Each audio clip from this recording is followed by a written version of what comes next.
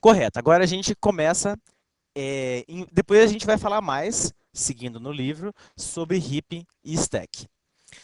Falando sobre valores literais. O que é um valor literal? O nome é difícil, mas na prática não é nada demais. Valor literal é aquele valor explícito que você coloca dentro do seu código-fonte. Por exemplo, você declarou uma variável e atribuiu um valor para ela. Por exemplo, aqui, int c igual a 3. 3 aqui é um literal. Tá? Isso que é um literal. Beleza, aqui tem outros exemplos de literal. Ó. Aqui um char b, 42, false, 24.11, tudo isso daqui são literais aceitos pela linguagem, certo? Quando esse literal ele corresponde a um valor de uma que é atribuído a uma variável primitiva, ele é chamado de um valor literal primitivo, só a nível de conceito, certo? Aí a gente tem os tipos diferentes de valores literais primitivos de acordo com os tipos primitivos, né? Então, valores literais inteiros, vamos começar primeiro pelos inteiros, depois a gente vai indo para os outros. Falando dos inteiros, os inteiros literais, eles podem ser representados em 4 sistemas de numeração. Se você tem formação em computação, você possivelmente já sabe o que são esses sistemas de numeração. Se você não tem formação em computação, eu não vou abordar agora. No livro tem uma explicação bem breve, mas eu acho que é mais interessante, se você não sabe e tem interesse em saber, que você pegue na internet, que isso é um conceito da computação mesmo e é relativamente simples, tá? Em resumo, são formas diferentes de representar um número. Então, o número inteiro, o literal inteiro, ele pode ser representado no Java em 4 sistemas de numeração: decimal, octal, hexadecimal e binário, que é uma forma que surgiu a partir do Java 7. Nas versões anteriores, você não tem essa possibilidade. Vamos ver agora cada um deles. Para representar um literal inteiro no sistema de numeração decimal, como que você faz? Você faz como você sempre fez. Você vai colocar o número que você quer utilizar. Isso daqui é um exemplo de atribuição de um valor decimal, nesse caso 15.740, a uma variável inteira chamada a. Tá? Então, o que a gente tem como pré-requisito? Que a gente utilize os números, os algarismos que a gente tem, decimais de 0 até 9, sequencialmente, sem ponto nem nada. Isso daqui define um número inteiro na base decimal. Certo. E na base octal? Na base octal é quase a mesma coisa que a numeração decimal, com a diferença que você obrigatoriamente tem que iniciar esse seu número com zero. Então aqui, ó, se eu colocasse o zero na frente desse número, eu não estaria representando o número 15.740. Eu estaria representando outro número se eu fosse considerar o sistema de numeração decimal. Aqui nesse caso, ó, eu estou atribuindo à minha variável a o valor 0.000. Se eu colocar um systemout.println a, você vai ver que ele vai imprimir o valor 512. Por quê? Porque 1000 em octal corresponde a 512 em decimal. E a impressão do Java ocorre, de forma padrão, em decimal. Tá? Então, essa aqui é uma forma alternativa de eu representar o número 512 em outro sistema de numeração. Hexadecimal. Como que vai ser o hexadecimal? Todo valor literal que começar com 0x, seja ele o x maiúsculo ou minúsculo, ele é entendido pelo Java como sendo um valor hexadecimal. E aí, o que você vai inserir de informação seguinte depois do 0x? Você vai inserir os algarismos hexadecimais, que, para quem não sabe, vão de 0 até 9, de A até F. Tá? Então, esse daqui é um exemplo de um número em hexadecimal, que a gente teria que fazer a conta aqui ou imprimir na tela para saber a qual decimal ele corresponde. E, por fim, o binário. O binário ele só é formado por zeros e uns, e para a gente identificar no Java que eu vou representar um número inteiro nesse sistema de numeração, eu inicio com o prefixo 0b, com o b minúsculo ou maiúsculo. Então, aqui eu tenho um exemplo de um número, que eu não sei qual que é, teria que fazer conta, representado no sistema binário. Certo, então, literais, primitivos, inteiros, são esses que a gente viu, são essas formas de representação deles dentro do seu código. Então, se em algum momento você vê um 0x lá, alguma coisa sendo atribuída a a um inteiro, você vê que essa atribuição é possível, tá? Então, seguindo agora, e isso que a gente viu aplica-se a inteiro. Quando eu falo inteiro, eu estou me referindo ao tipo int, tá? Não estou me referindo também a byte, short e a long. A gente vai ver daqui a pouco, na verdade, na próxima aula, que existem as operações implícitas de conversão, que acaba aparecendo que esse literal corresponde a um outro tipo, como um byte, um short, mas na verdade é uma conversão que aconteceu. Ele é interpretado como sendo um inteiro int. Seguindo, valor literal de ponto flutuante, ou com ponto flutuante. É o quê? O que a gente chama de número decimal, né? Um número fracionado. Ele é muito similar ao inteiro, com a diferença que ele tem ponto, né? Se eu tiver um ponto, alguma coisa, a gente está tendo um número que ele é com ponto flutuante. Qualquer literal com ponto flutuante, assim como qualquer número que não tenha um ponto é representado como int no Java, qualquer número que tenha ponto, sem nenhuma outra caracterização explícita, ele é visto pelo Java como sendo um double. Como a gente só tem duas formas primitivas de representar números com ponto flutuante, que é double ou float, como que eu faço para identificar que um número é explicitamente float? Eu faço a mesma representação que eu faria dele de um double, com a diferença que eu atribuo o sufixo f, seja maiúsculo ou minúsculo, como a gente tem aqui. Se eu quero que o Java interprete esse 15.3 como sendo um valor float, eu acrescento esse f na frente dele. Tá? Então, aí para o Java, esse literal passa a ser um literal float. Se você quiser, em alguns casos é desnecessário, mas se você quiser evidenciar que aquele literal corresponde a um double, você acrescenta de modo similar a letra D, maiúscula ou minúscula, no final do seu número. Então aí você deixa enfatizado que aquilo dali é um double. Quando a gente tem ponto, isso é absolutamente desnecessário, porém aceito. Mas o que você pode querer? Vamos pegar um caso aqui explícito em que isso seria útil, mas na minha opinião é desnecessário. Mas, enfim, imagina que você tem um método aqui, void, chamado método, que recebe um inteiro A. Eu vou criar outro exemplo aqui para a gente não perder esse código para quem pretende utilizar esses códigos-fonte. Vamos criar aqui um exemplo 4.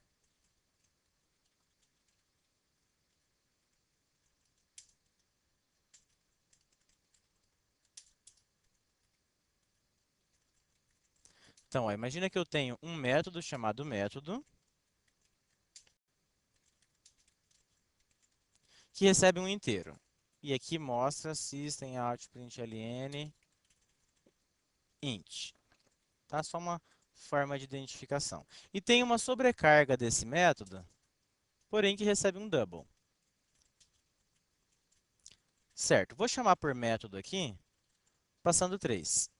Quero ver o que vai aparecer na tela. Então, Java, aula 9, exemplo 4, teste. Certo. Ele chamou o método inteiro. Por quê? Porque ele visualiza esse 3 como inteiro. Na hora de definir qual dos dois métodos que ele vai invocar aquele cujo o argumento corresponde a esse parâmetro. E se agora eu colocasse um D aqui? Se eu colocasse um D agora, compilasse e executasse, ele vai chamar o double. Tá? O que faria a mesma coisa se você colocasse um ponto zero aqui, ou só ponto, mas enfim, fica de cada um. Tá? Só para você saber que é uma possibilidade dentro do Java. Os literais booleanos são os mais lindos. True ou false, do jeito que eles estão escritos ali, e acabou. Não tem mais nada, ponto. Já o char, em contrapartida, tem mais opções, acho ele mais chatinho. Então, os literais, que são caracteres, eles correspondem a um único caractere, como a gente já aprendeu, e eles têm algumas representações, o literal. A mais clássica é entre aspas simples, tá? Simples, não duplas. Aqui é um exemplo, estou atribuindo à minha variável b a letra n maiúsculo. Eu posso, alternativamente, inserir esse meu caractere utilizando a representação Unicode, que a gente já viu basicamente o que é em aulas anteriores, utilizando o prefixo /u. Então, aqui eu coloco também, entre aspas simples, /u, o valor que eu quero representar, do caractere que eu quero representar. Nesse caso, coincidentemente, também é a letra N. Então, essa atribuição é equivalente a essa daqui. Mais possibilidade. Então, o que a gente tem? Eu posso atribuir também, a gente viu isso em aula anterior, eu posso atribuir um inteiro, um valor inteiro, para uma variável do tipo char. Porém, a gente tem de relembrar, como a gente viu também em aulas anteriores, que o tipo inteiro ele tem 4 bytes. E o tipo char tem 16. Aqui, ali está bits. Bits, perdão, tá certo. Ele tem. Não, tá errado. Char tem 16. Tá certo, perdão. O char ele tem 2 bytes, correto? E o inteiro ele tem 4 bytes. Ou seja, um tem 16 bits e o outro tem 32. Então, a gente tem que ver que essa atribuição de um número literal inteiro para uma variável char, ela só vai funcionar quando? Quando a gente não extrapolar os limites desses valores. Então, o que está sendo dito aqui? Ó? Eu consigo atribuir o número 78 aqui dentro. Eu consigo também atribuir esse valor em octal, que vai corresponder, na conversão, também a esse 78 em decimal. Então, isso daqui é possível. Por quê? Na verdade, isso daqui é possível e isso daqui não é possível. Por que que isso daqui não é possível? Porque a gente aprendeu, isso também faz parte de conceito básico da computação, que se a minha variável tem 16 bits, ela pode representar 2 elevado a 16.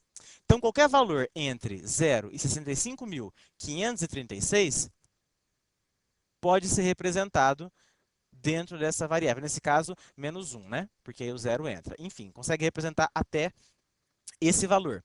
Então, significa o quê? Que se eu só vou até 65 mil e alguma coisa, o valor 70 mil não vai caber dentro dessa minha variável, tá? Então, essa é uma alternativa de atribuição de valor a uma variável char, porém a gente tem de se manter consciente que em alguns casos compila, em outros não, de acordo com o valor que você está atribuindo. E aí, por fim, você pode também adicionar alguns caracteres especiais. Então, por exemplo, imagina que você quer atribuir a uma variável do tipo char o caractere aspa simples.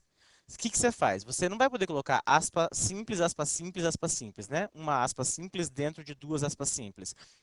O Java não vai compilar isso. Como que você faz para identificar que você quer representar o caractere aspa simples? Você coloca barra aspa simples, como a gente tem aqui.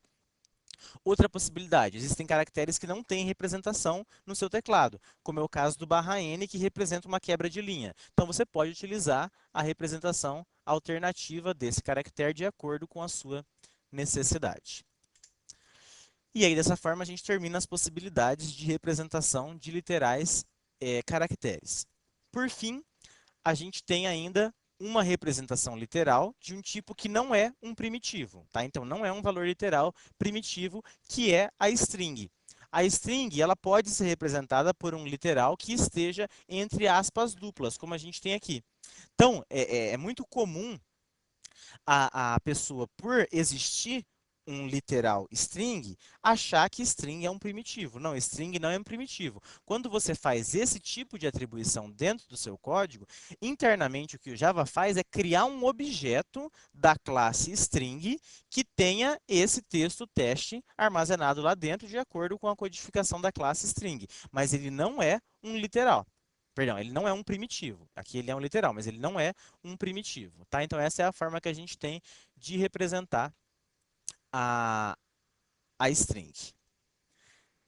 E aí a gente tem uma informação adicional sobre os literais numéricos. Isso inclui também double e float. A partir do Java 7, assim, eu achei no primeiro momento legal, mas depois eu achei meio inútil. Mas, como o nosso objetivo é exame, não é analisar e nem classificar a linguagem, vamos entender o que foi adicionado. A partir do Java 7, é possível você adicionar underscore nos literais numéricos. Para quê? Para facilitar a leitura. Eu não sei se facilita, mas a gente tem aqui alguns casos já para a gente ver. Então, ó, esse código da esquerda é equivalente a esse código da direita a partir do Java 7.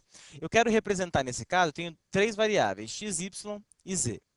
E aí eu quero colocar dentro da variável x o valor 1 milhão. Mas como tem muito zero, pode confundir a pessoa na hora da leitura. Nota que aqui você perde um certo tempinho para contar quantos zeros tem e determinar qual número é. Alternativamente, se você quiser, você pode representar esse número 1 milhão dessa forma aqui. Tá? Então, isso é equivalente a isso.